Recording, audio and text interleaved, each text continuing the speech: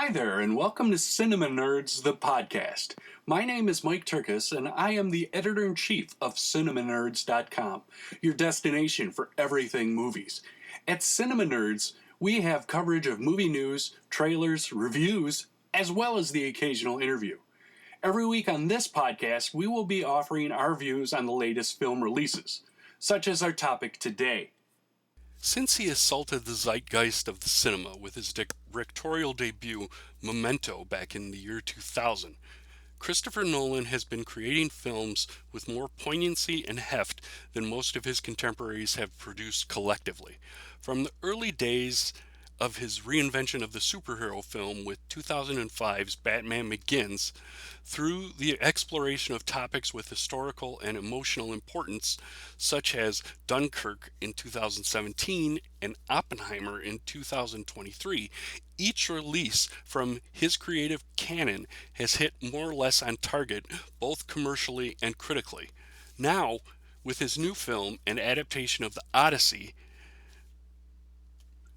Nolan brings Homer's mythic tale of one man's treacherous trek home following the fabled Trojan War as possibly one of the most majestic cinematic achievements of the current age of cinema.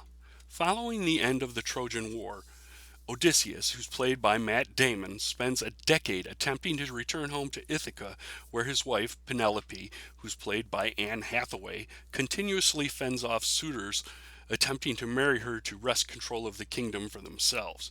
Meanwhile, Odysseus and Penelope's son, Telemachus, who's played by Tom Holland, sets sail in a desperate attempt to learn something of his father's whereabouts before the kingdom falls into complete disarray. Tell me what you remember. A wife?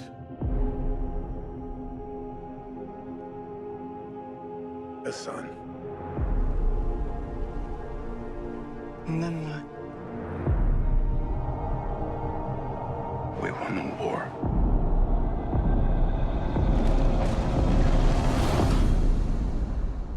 Help me go home. Throughout the journey, Odysseus and his men encounter a variety of obstacles sent by angry gods to keep them off course that they must overcome to simply get a little closer to the next perilous predicament.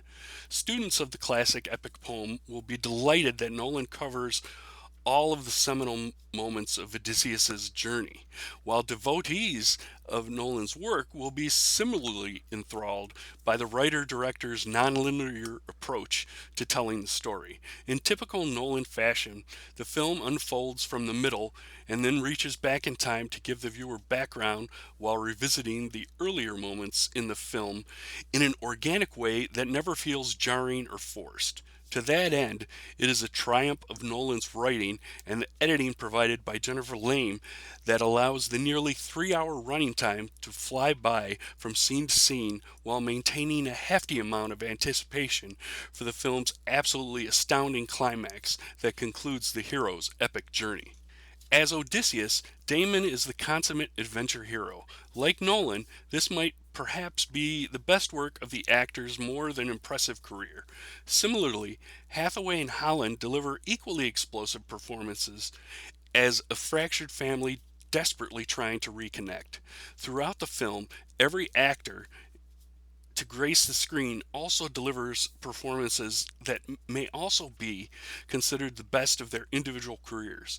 Even a seemingly peripheral character such as Elliot Page's Sinon is afforded attention that not only enhances the character's performance, but pushes the depth of the scenes affected with far more weight than they might have had otherwise. This is a household waiting for master. I want you to choose me.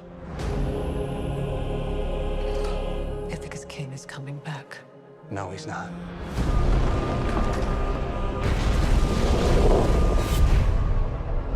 What would he do if he came back here and find all these suitors in his house? You're pining for a daddy you didn't even know. Like some sniveling bastard. Who's looking after your wife and son? do you see? My dad is coming home. Bringing vengeance. Bringing it all.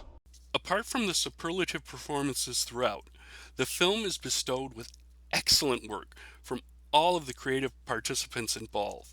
Ludwig Göransson's epic score hits the high notes and perfectly accents the story, as well as the elegant cinematography provided by Hoyt van Hoytema, working with the limited elements that were present during the time period, as well as setting a large part of the film on an actual ship upon actual water. The work of production designer Ruth de Jong, art directors Samantha Eglander and Andrew Palmer, set directors Larry Diaz and Jean Sardina, as well as costume designer Ella McJornick, all mesh perfectly to create a flawless filmic tapestry of a tale that proves a visual feast from beginning to end.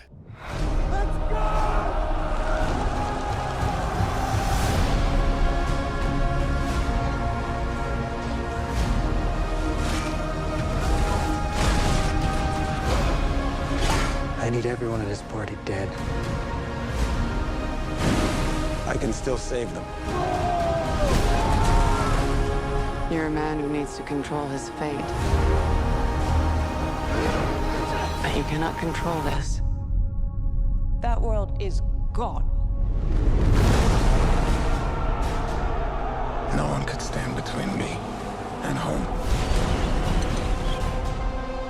Not even the gods. Keep us free!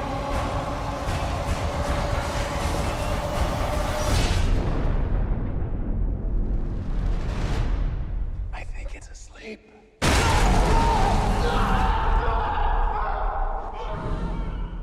While some fans of Christopher Nolan may have their own favorites from the filmmaker's filmography that they may rank amongst his best, the Odyssey ultimately feels, at least for now, like the film Nolan's career had been leading to since his debut with Memento. It is, at this point, his masterpiece. Well, that's it for this episode. Thanks for listening, and don't forget to visit us on Facebook and Twitter, and at our website at CinemaNerdz.com.